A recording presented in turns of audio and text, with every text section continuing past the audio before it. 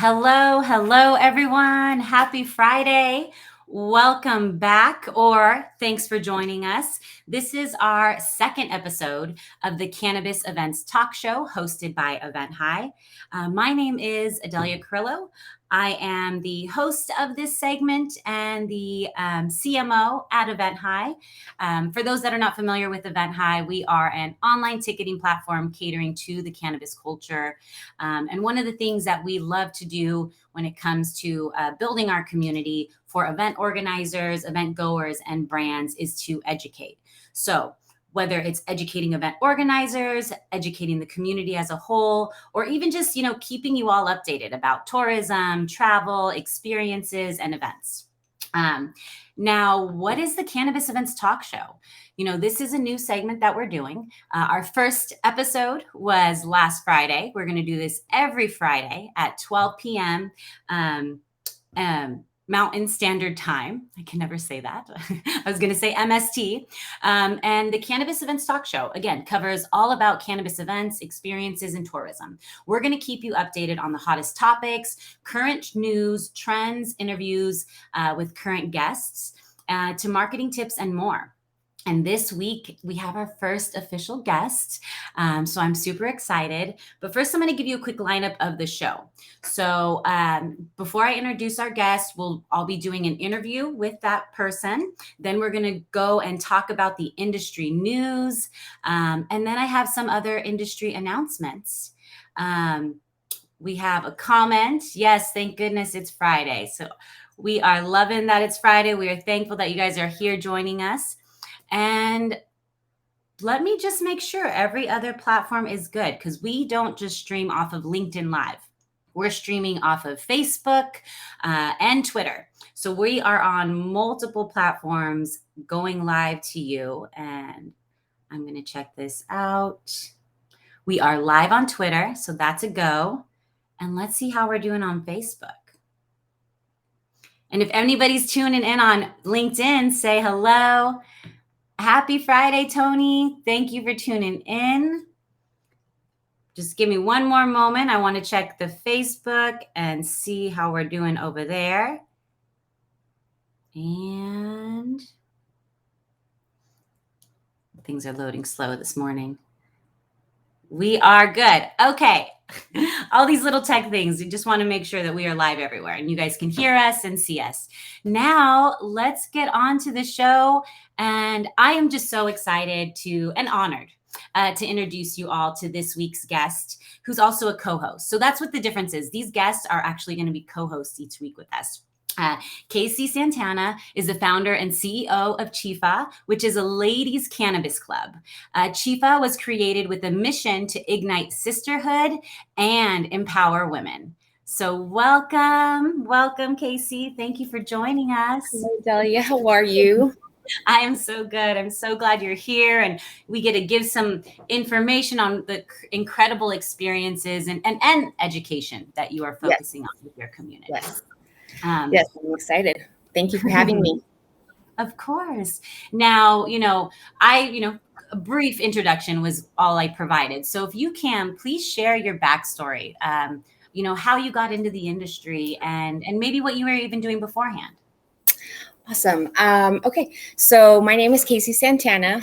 First off, I always say I am a mom of two little ones and a wife to an amazing, supportive husband. My initial background is actually 2 decades of corporate banking. Started from retail all the way up to corporate business development. And then just right before the pandemic, I decided to go ahead and leave my career and focus on Chiefah. Chiefah was something that I decided to create a name that I wanted to represent me. I'm born and raised here in Southern California. My husband helped me with that name just because nickname, I'm always Chiefin. I've always been supportive of the plant. I've always been an advocate. Right out of high school, I ended up being a caretaker for a little grow operation. And from there, I just fell in love with the plant. Obviously, at a young age, it's more recreational. And then becoming a mother, it's a whole different ball game, being more intentional about it. So I started diving into more of sisterhood, femininity, just trying to really harness that. And I started doing small circles. They were normally something like a women council, to where we're very open about what's going on. Like you said, very, very blunt conversations. Sometimes there's a lot of crying on it, but it was very healing. And the feedback I got was, this was great. I love being around other women. And at that time, I really wasn't correlating the two.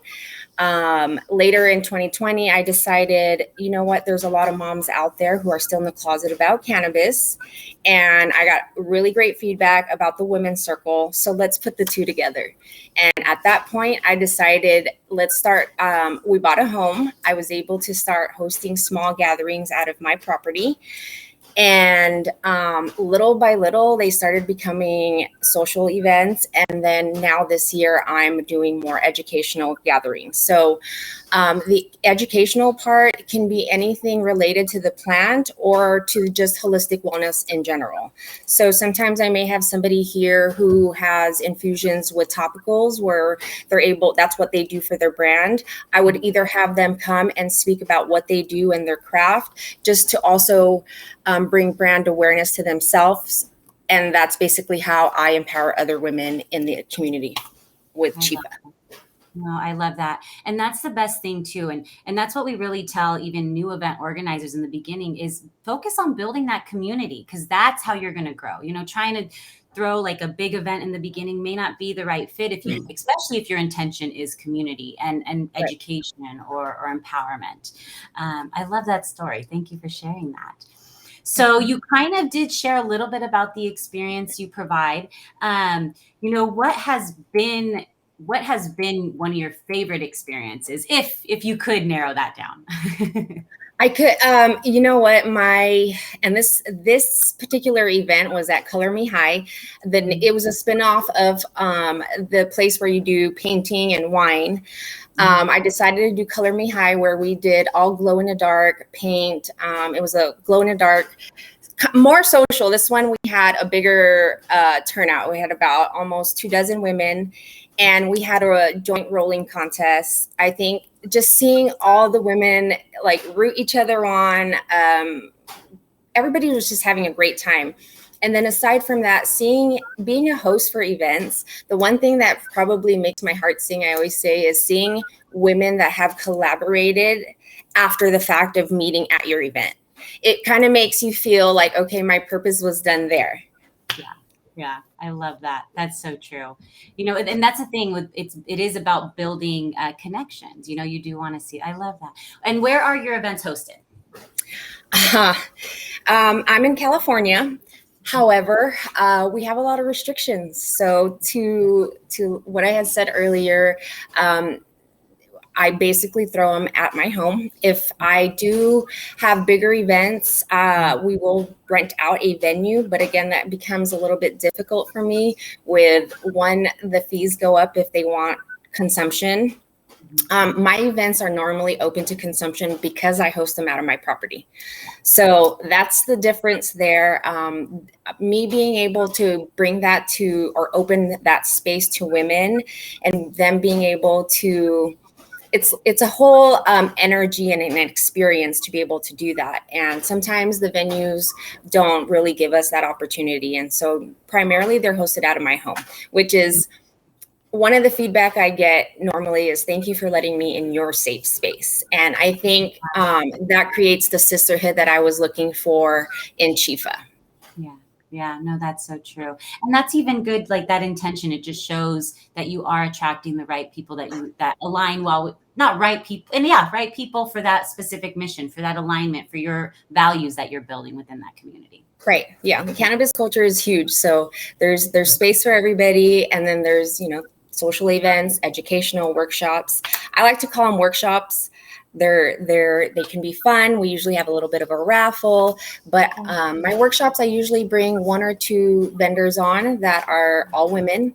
That's the other thing that I focus on in my events is from the DJ, if it's a social type of event, the DJs, the volunteers, every single person in the house is a female. And so it's great to see all the women in business. I open my events to women who are in wellness in general, so they don't primarily have to be, deeply with the cannabis industry, but and this part I do because it normalizes the plant. So let's say, you're a holistic topical brand, but you have lotions that are just primarily made out of natural herbs and not the particular plant. That I still like to intertwine into my events. I like to open the door to those women. Yeah. And so, this is definitely focused on women. Is it women that are looking to get in the industry? Is it, only specific to women who are in the industry? Who would you say your events are created for? I would say social events are definitely for people who are already involved in the culture, involved in the community. Like I said, the doors are open to all brands as long as it's a woman-owned brand. You are on board. Southern California brands I normally try to reach out to. My big thing is I want to reach out to our local communities. So reaching out to the people in your city, in your local cities first, and then reaching out to the nearby cities from there. But workshops, I think I give an opportunity to people who aren't part of the industry to maybe open their eyes to maybe opening that or intertwining it into their brand. Like this particular workshop I had on Saturday, this particular brand does vegan pressed juice boxes, and she's never thought about intertwining raw live cannabis in it. There's no psychoactive components in that, and she's still able to intertwine it in her smoothie, and it's a beautiful presentation. And so she reached back and was like, you planted so many seeds in my head. I didn't even realize that, this is an avenue I can take, and it opens them up to a whole different market. Yeah. And so I think that's where I would be able to reach out to people who are not particularly in the community already. Yeah. Well, and that's how, we continue to break that stigma. Some people may think that the stigma is not here. And honestly, I even thought that when I lived in California. We live in in California, you can get in a bubble at times and not realize the differences in other states, and how, how hard it still is to get access. And but I mean, so there's just a variety of different things. So I love that bridging the outside, everyday kind of culture to the cannabis culture and paving the way with that. Now, what are you mentioned a little bit about, venues. I think that's a huge one, and I'd love to talk more about that. But what are, outside of that one first, what are some other challenges that you as an event host face that, you would like to share with our audience? I think it's important that other event organizers hear these challenges, but then also too, just the community as a whole, so that they can understand what event organizers even go through hosting events to the cannabis space. For me, I'm a one-woman team for Chiefah. So, for events, it can be a lot. And as far as finding volunteers to help you with simple things as far as check-ins, getting sponsors who are either licensed or getting licensed vendors, if you want to make sure that you're following the regulations, things like that make it hard when you're being shadow banned on particular platforms. So I think that's the big thing that I'd like to start with. So learning, different avenues and learning how to word our content and how we're marketing ourselves, I think is huge. Which is why this year I really want to focus on really elaborating my business background and really letting people know this is where, we want to take it. We want to take it to more of a holistic wellness side, just so that people can really give us that ear. So for me is like the biggest challenge I see as a host is just reaching out to that part of things. Yeah. Well, and, I don't know if we had a chance to talk about it before, but you mentioned, trying, if you are, like, specifically you're in California, and how they, even with finding licensed brands, one of the things that the BCC I know they changed their name, but prior, they made the CEO license. And, we at Event High, we saw the real challenges of that, because majority of event organizers are not these big time, like when high time, the High Times or the Emerald Cups or the MJ BizCons. Majority of them are intimate gatherings, and a CEO license just makes it so unachievable for many event organizers to follow that. You're paying, I think it's $1,000 plus for the license, plus $1,000 per event. How many times? Like, I know some event organizers that barely charge a ticket. It's, again, just building that education. They're not making $1,000 sometimes. Right. Absolutely. So, and that's always been, that's probably the people that don't know so much about on the back end of things, is it takes a lot to put an event together, and it takes a lot of time, and it takes a lot of funding, especially when, we're not hiking up the tickets, because you want the community to come out and experience it. And then you have people who have venues but don't understand that part of things, because, like you said, it's a different part of things that we're experiencing financially with that part. Yeah.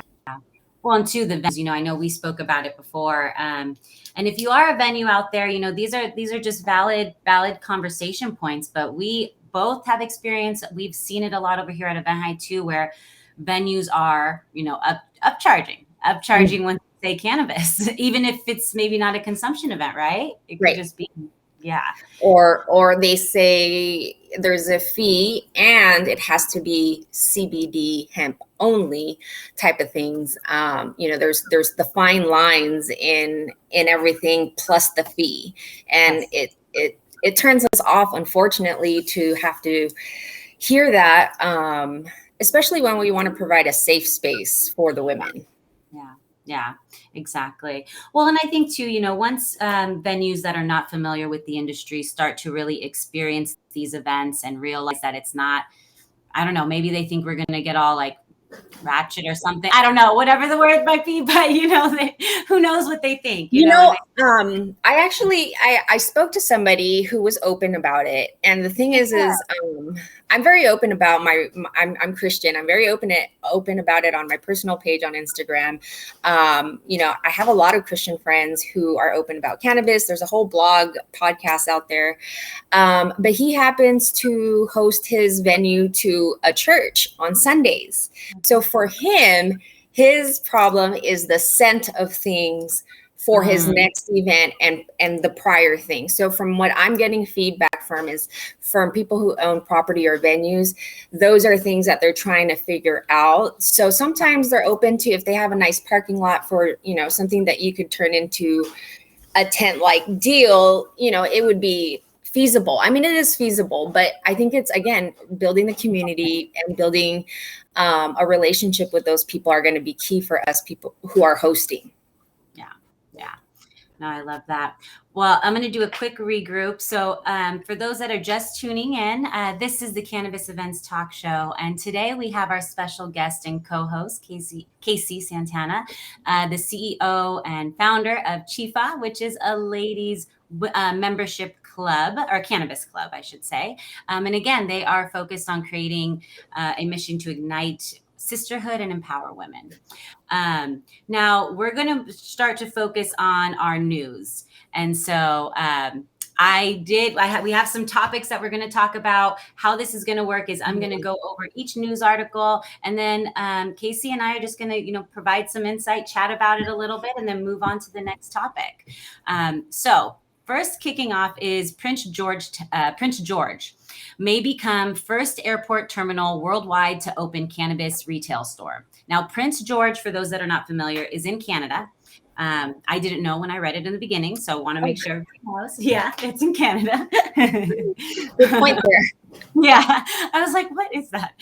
So on January 7th, the Prince George Airport Authority announced in a joint press conference that they are welcoming a new business partner called Copilot. They have high hopes of becoming the first airport terminal in the world to host a cannabis retail store. So Copilot is the business, and they are a retail brand that provides a convenient, accessible, and curated cannabis purchasing experience for all travelers. This was founded by two college students, Owen Ritz and Reed Horton. They're classmates and teammates at Dartmouth College. And so what this all means, like, this is exciting for us to be able to go to the airport and be able to get our cannabis, be able to get our medicine. I hate traveling. I don't know about you, but I have to have a gummy or something before I fly. Yeah, I was going to say, that's going to open up ideas to go to Canada. People are going to definitely want to go tour themselves out that way. Yeah, exactly. Smart on their end. That's so true. That's a good point. Now, so how is this going to happen? What are the next steps? So the company, Copilot, first must obtain a business license from the city of Prince George. And then if they are granted, they will be able to open this cannabis retail store at the airport this year. They are currently working with federal and provincial regulators throughout the license application process. And these gentlemen have, been on their game. They've gotten every required step approved to operate, which is really cool. They're just waiting on this license. So big ups to them. I mean, that's the one thing I think as entrepreneurs, we shouldn't sell ourselves short. Go after the big fish, go present, have a conversation. The worst they're going to say is no. Right. Yeah. And if it's properly presented, I think it speaks for itself for the most part. Right, exactly. And then, so about this airport, the airport will remains smoke-free environment.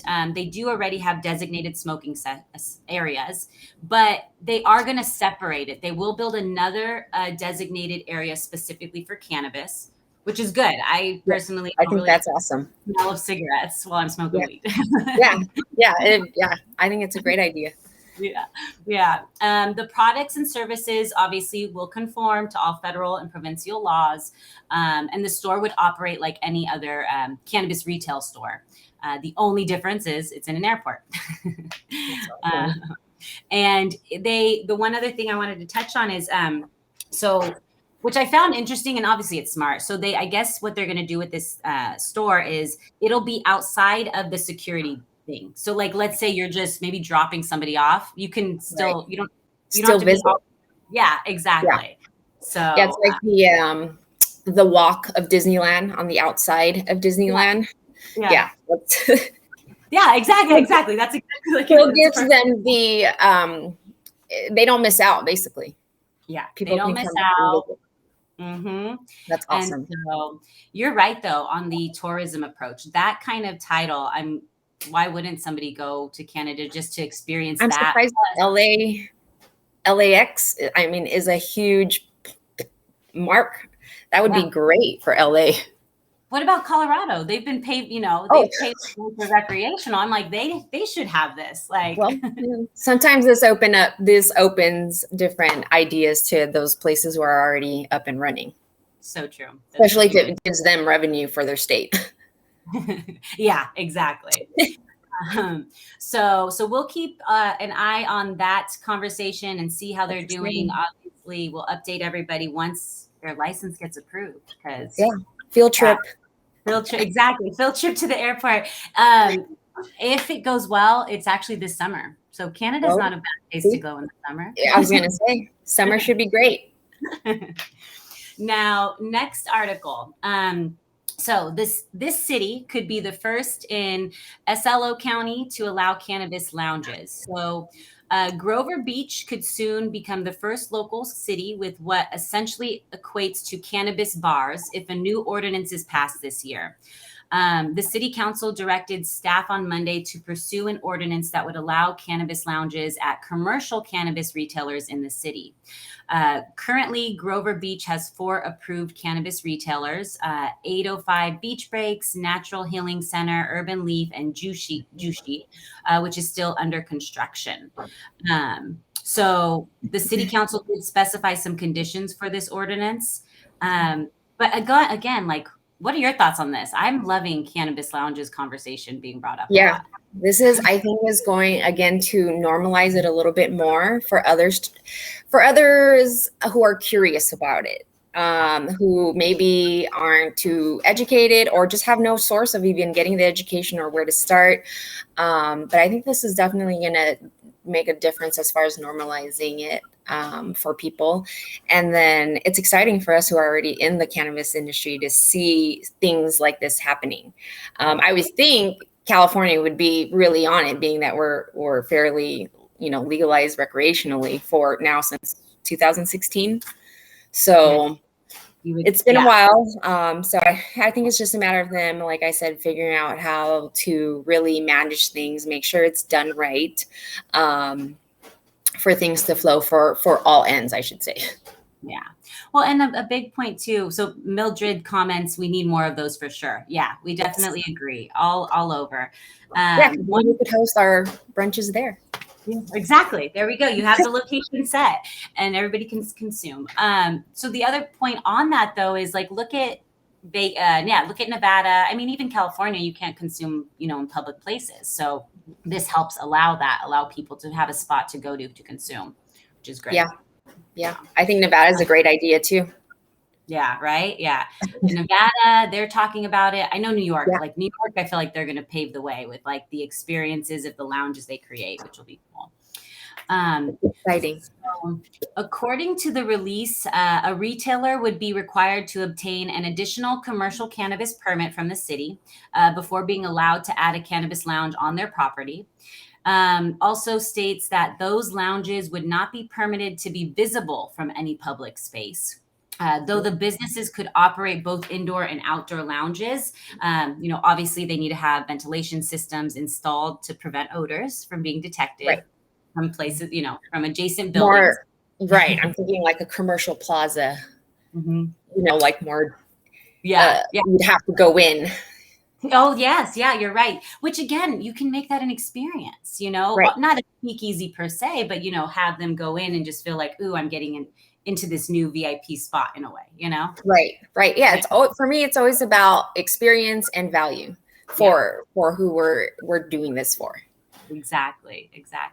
And, we obviously have cigar lounges, hookah bars.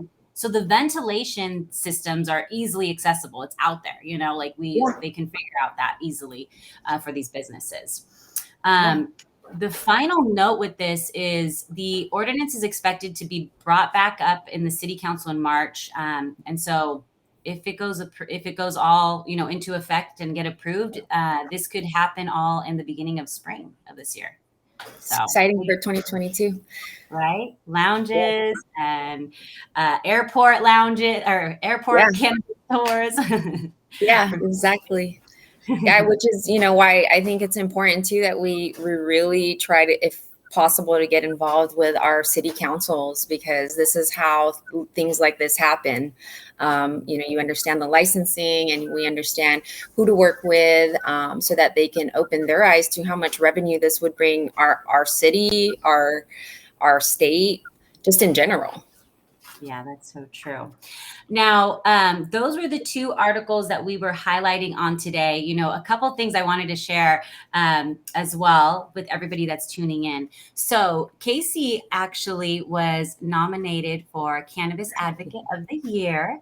And this is for the Orange County Cannabis Awards, right? Yep. It's the Orange County Music Festival. So they have it annually. I think their last one was 2020, skipped 21, and now back on. Can people still vote? Are the votes already tallied? Yeah, the votes ended January 2nd. So those are done. So now I'm just crossing my fingers. So thank you all who voted.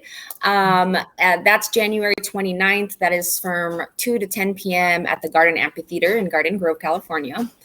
That's very exciting. They have a huge, 3 stages, reggae, hip hop, they have rock and roll, they have tons of different other influencers and people who are very part of the community here in Southern California. So I'm excited to be just lined up part of them, and then just to be working with All Access. The person who actually puts it together, they've done an amazing job of reaching out to the community and making sure that we're all part of it. So I want to thank him as well.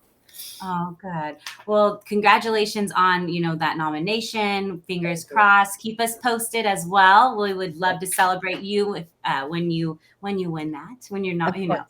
Yes, Um, of course.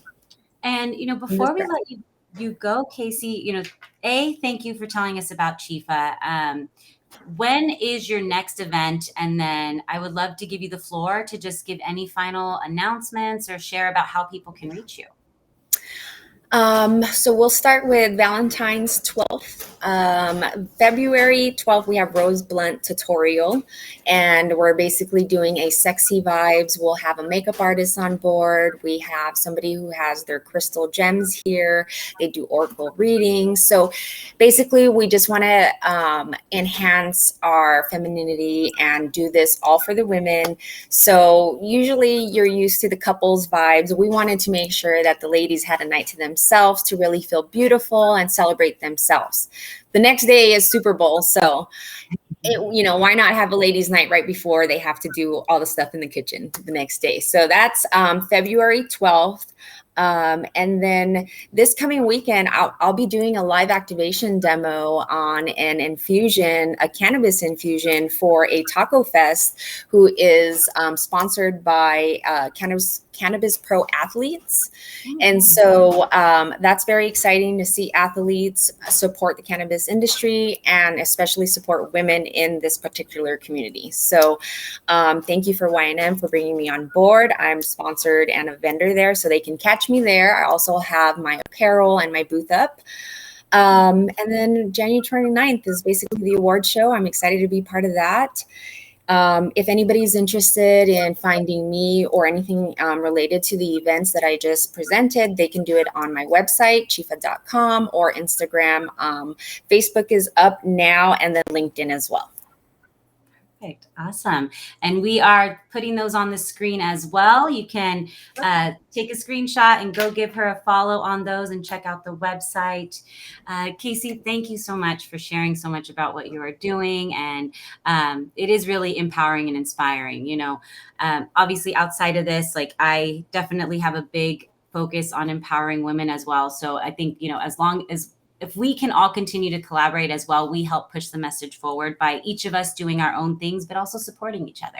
So I can't wait to share your upcoming event with our network as well. And thank you again for joining us today.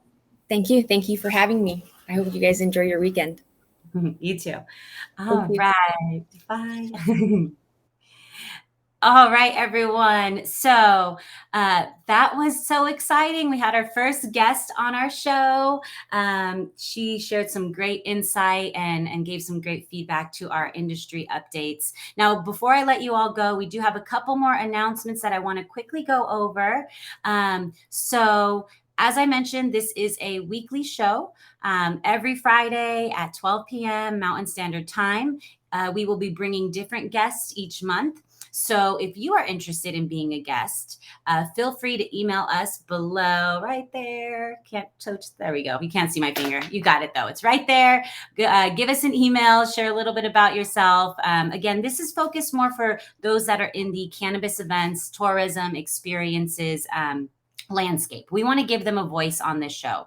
We want to have them be able to share about their experiences, what they're learning, because that's what we do here at Event High. So that is specific to that. We're also going to start highlighting one event of the week each week. And this week is the Farmers Cup Valentine's Edition Edibles Only competition.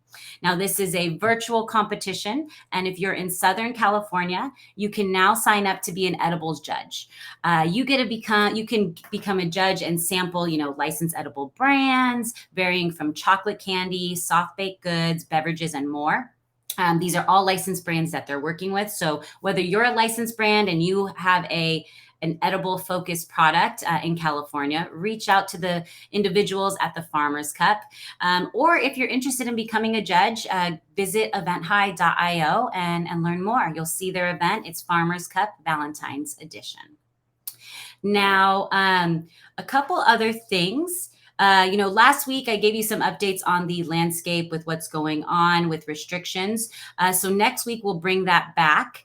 There weren't too many updates, but if you also have a specific question on a specific city of what their restrictions are right now, definitely feel free to message us. Message us on social, or you can even email us. Here is our Instagram, and we'll be happy to share what information we have on your specific state when it comes to in-person events. And two more announcements. So our own CEO, Ali Fakhri, was on the High on Tour podcast with Victor and April.